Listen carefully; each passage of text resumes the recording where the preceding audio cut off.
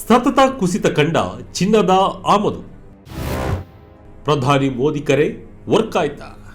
S ವೀಕ್ಷಕರೇ, ಚಿನ್ನ ಅಂದರೆ ಭಾರತೀಯರಿಗೆ ಎಲ್ಲಿಲ್ಲದ ಪ್ರೀತಿ. ಜಗತ್ತಿನಲ್ಲೇ ಅತಿ ಹೆಚ್ಚು ಬಂಗಾರ ಬಳಸುವ ದೇಶಗಳಲ್ಲಿ ಭಾರತವು ಮುಂಚೂಣಿಯಲ್ಲಿದೆ.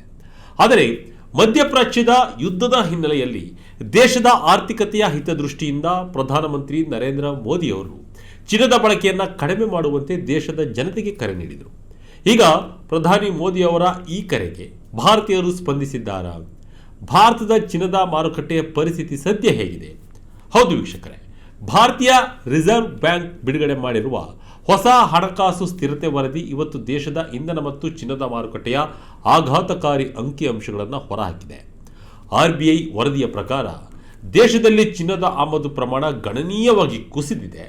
ಆದರೆ ಮತ್ತೊಂದೆಡೆ ಭಾರತೀಯರ ಕೌಟುಂಬಿಕ ಸಾಲದ ಪ್ರಮಾಣ GDPಯ ಶೇಕಡ 45.5ರಷ್ಟು ಭಾರಿ ಏರಿಕೆಯನ್ನು ಕಂಡಿದೆ. ಹಾಗಾದರೆ RBI ಬಿಡುಗಡೆ ಮಾಡಿರುವ ವರದಿಯಲ್ಲಿ ಏನಿದೆ? ಪ್ರಧಾನಿ ಮೋದಿಯವರ ಕರೆಗೆ ಚಿನ್ನದ ಆಮದು ಕುಸಿದಿದ್ದು ಹೇಗೆ? ಮತ್ತಷ್ಟು ಚಿನ್ನದ ಬೆಲೆ ಕಡಿಮೆ ಆಗುತ್ತಾ? ಡೀಟೇಲ್ ಆಗಿ ನೋಡ್ತಾ ಹೋಗೋಣ ಬನ್ನಿ. ಸತತ 3ನೇ ತಿಂಗಳು ಕುಸಿದ ಚಿನ್ನದ ಆಮದು.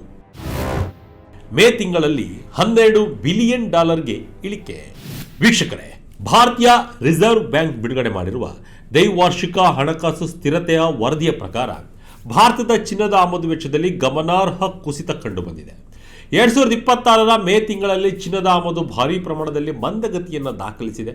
ಹೌದು, ಈ ವರದಿಯ ಚಾರ್ಟ್ ತೋರಿಸುವ ಪ್ರಕಾರ ಮೇ ತಿಂಗಳಲ್ಲಿ ಭಾರತದ ಒಟ್ಟು ಚಿನ್ನದ ಆಮದು ಸುಮಾರು $12 ಬಿಲಿಯನ್ ಆಸುಪಾಸಿನಲ್ಲಿದೆ. ಇದು ಸತತ 3ನೇ ತಿಂಗಳು ಭಾರತದ ಚಿನ್ನದ ಆಮದಿನಲ್ಲಿ ಕಂಡುಬಂದಿರುವ ಇಳಿಕೆಯಾಗಿದೆ.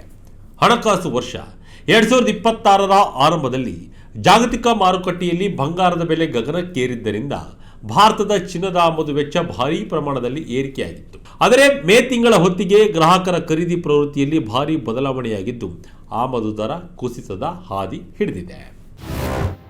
ಇಂಧನ ಚಿನ್ನದಿಂದ ದೇಶಕ್ಕೆ ಶೇಕಡ 50ರಷ್ಟು ವ್ಯಾಪಾರ ಕೊರತೆ. ರೂಪಾಯಿ ಮೌಲ್ಯ ಕುಸಿತ ತಡೆಯಲು ಪ್ರಧಾನಿ ಮೋದಿ ಕರೆ. ವೀಕ್ಷಕರೇ, ನಾವಿಲ್ಲಿ ಮುಖ್ಯವಾಗಿ ಗಮನಿಸಬೇಕಾದ ಒಂದು ಗಂಭೀರ ವಿಷಯವಿದೆ. ಭಾರತದ ಒಟ್ಟು ವ್ಯಾಪಾರ ಕೊರತೆಯಲ್ಲಿ ಅರ್ಧಕ್ಕಿಂತ ಹೆಚ್ಚು ಭಾಗ, ಅಂದರೆ ಶೇಕಡ 50ರಷ್ಟು ಪಾಲು ಕೇವಲ ಪೆಟ್ರೋಲಿಯಂ ಮತ್ತು ಚಿನ್ನದ ಆಮದಿನಿಂದಲೇ ಸೃಷ್ಟಿಯಾಗ್ತಾ ಇದೆ. ಇದು ಜಾಗತಿಕ ಮಟ್ಟದ ಆರ್ಥಿಕ ಆಘಾತಗಳಿಗೆ ಭಾರತದ ಆರ್ಥಿಕತೆ ಎಷ್ಟು ಬೇಗನೆ ತುತ್ತಾಗಬಹುದು ಎಂಬುದನ್ನು ತೋರಿಸುತ್ತದೆ.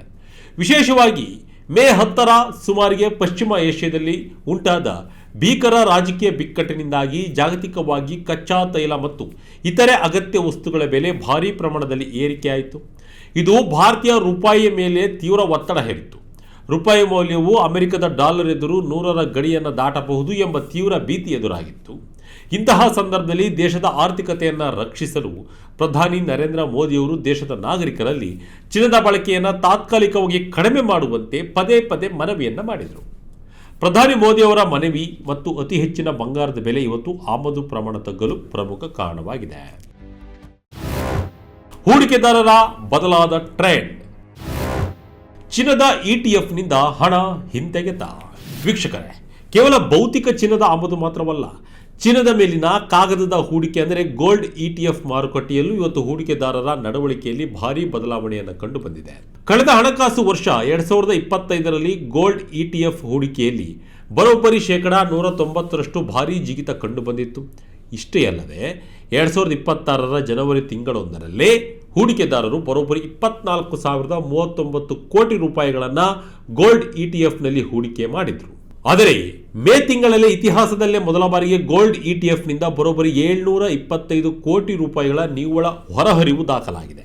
ಅಂದರೆ ಹೂಡಿಕೆದಾರರು ಚಿನ್ನದ ETF-ನಿಂದ ಹಣವನ್ನು ಹಿಂತೆಗೆದುಕೊಳ್ಳಲು ಆರಂಭಿಸಿದ್ದಾರೆ. ಇನ್ನು ಮಾರುಕಟ್ಟೆಯಲ್ಲಿ ಚಿನ್ನದ ಬೆಲೆ ಹೆಚ್ಚಾಗಿರುವುದು ಸರ್ಕಾರದ ಬಜೆಟ್ ಲೆಕ್ಕಾಚಾರಕ್ಕೆ ಪರೋಕ್ಷವಾಗಿ ಸಹಕಾರಿಯಾಗಿದೆ. ಇದು ಕಚ್ಚಾ ತೈಲದ ಬೆಲೆ ಏರಿಕೆ, ಅಬಕಾರಿ ಸುಂಕ ಕಡಿತ ಮತ್ತು ರಸಗೊಬ್ಬರ ಸಬ್ಸಿಡಿಗಳಿಂದ ಸರ್ಕಾರದ ಮೇಲುಂಟಾಗಿರುವ ಆರ್ಥಿಕ ಒತ್ತಡವನ್ನು ಬ್ಯಾಲೆನ್ಸ್ ಮಾಡಲು ನೆರವಾಗುತ್ತಿದೆ ಎಂದು RBI ಹೇಳಿದೆ. ಸಾಮಾನ್ಯ ಕುಟುಂಬಗಳ ಸಾಲದ ಪ್ರಮಾಣದಲ್ಲಿ ಏರಿಕೆ. ಕೈ ಸಾಲಕ್ಕಾಗಿ ಭಾರತೀಯರು ಮಾಡಿದ ಸಾಲವೆಷ್ಟು?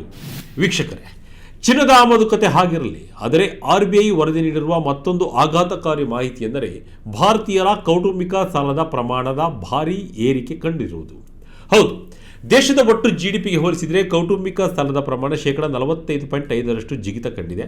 ಇದು ಕಳೆದ 5 ವರ್ಷಗಳ ಸರಾಸರಿ ದರವಾದ 42.9ಕ್ಕಿಂತಲೂ ಅತ್ಯಂತ ಹೆಚ್ಚಾಗಿದೆ. ಈ ಸಾಲದ ಏರಿಕೆಗೆ ಮುಖ್ಯ ಕಾರಣ ಮನೆ ನಿರ್ಮಾಣಕ್ಕಾಗಿ ಪಡೆದ ಸಾಲಗಳಲ್ಲ, ಬದಲಿಗೆ ವಸತಿ ರಹಿತ ಚಿಲ್ಲರೆ ಸಾಲಗಳು, ಅಂದರೆ ವೈಯಕ್ತಿಕ ಸಾಲಗಳು, ಕ್ರೆಡಿಟ್ ಕಾರ್ಡ್ ಸಾಲಗಳು ಹಾಗೂ ಕೇವಲ ದೈನಂದಿನ ಬಳಕೆಯ ವಸ್ತುಗಳ ಖರೀದಿಗೆ ಪಡೆದ ಸಾಲಗಳು ಇವತ್ತು ಭಾರತೀಯರ ಒಟ್ಟು ಸಾಲದಲ್ಲಿ 58.4% ಸಿಂಹ ಪಾಲನ್ನು ಹೊಂದಿವೆ.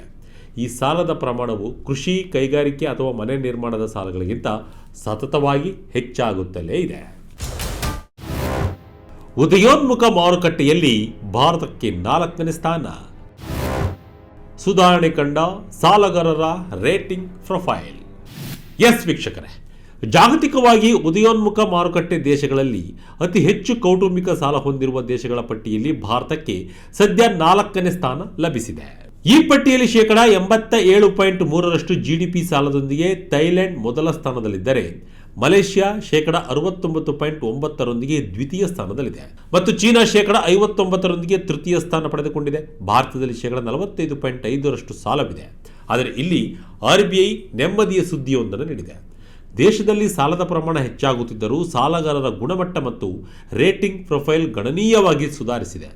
ಸಾಲ ಮರುಪಾವತಿ ಮಾಡುವ ಸಾಮರ್ಥ್ಯವಿರುವ ಅತ್ಯುತ್ತಮ ರೇಟಿಂಗ್ ಹೊಂದಿರುವ ಸಾಲಗಾರರ ಸಂಖ್ಯೆ ದೇಶದಲ್ಲಿ ಹೆಚ್ಚಾಗಿದೆ. ಇದು ಬಳಕೆ ಮತ್ತು ಉತ್ಪಾದಕ ಸಾಲಗಳೆರಡಲ್ಲೂ ಸ್ಪಷ್ಟವಾಗಿ ಕಂಡುಬರ್ತಾ ಇದೆ ಎಂದು RBI ಶ್ಲಾಘಿಸಿದೆ. ಪ್ರೀಮಿಯಂ ಮನೆಗಳ ಸಾಲದ ಕಡೆ ಒಲವು. 1.2% 0.5% ಇಳಿದ ಹೋಮ್ ಲೋನ್ NPA. ವೀಕ್ಷಕರೇ, ಇದೇ ವೇಳೆ ಬ್ಯಾಂಕುಗಳ ಗೃಹ ಸಾಲದ ಪೋರ್ಟ್ಫೋಲಿಯೋದಲ್ಲೂ ಒಂದು ರೋಚಕ ಬದಲಾವಣೆಯಾಗಿದೆ.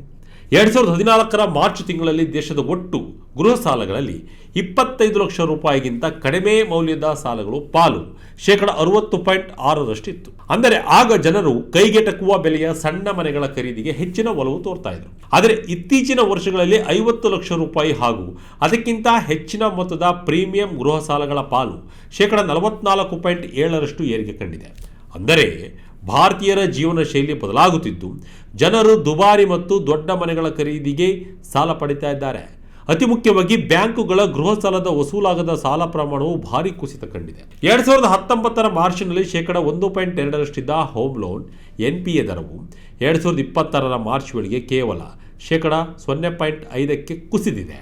ಇದು ಬ್ಯಾಂಕ್ಗಳ ಆರ್ಥಿಕ ಸ್ಥಿತಿಗೆ ಹಿಡಿದ ಕೈಗನ್ನಡಿಯಾಗಿದೆ.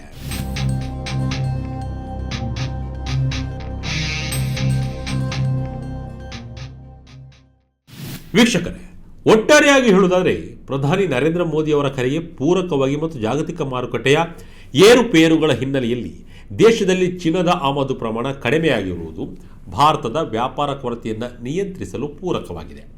ಆದರೆ ಮತ್ತೊಂದೆಡೆ ಭಾರತೀಯರ ವೈಯಕ್ತಿಕ ಮತ್ತು ಚಿಲ್ಲರೆ ಬಳಕೆಯ ಸಾಲಗಳ ಪ್ರಮಾಣವು GDPಯ 45.5% ಏರಿಕೆಯಾಗಿರುವುದು ಕೌಟುಂಬಿಕ ಆರ್ಥಿಕ ಶಿಸ್ತಿನ ಬಗ್ಗೆ ನಿಗಾ ವಹಿಸುವ ಅಗತ್ಯವನ್ನು ಸೃಷ್ಟಿಸಿದೆ.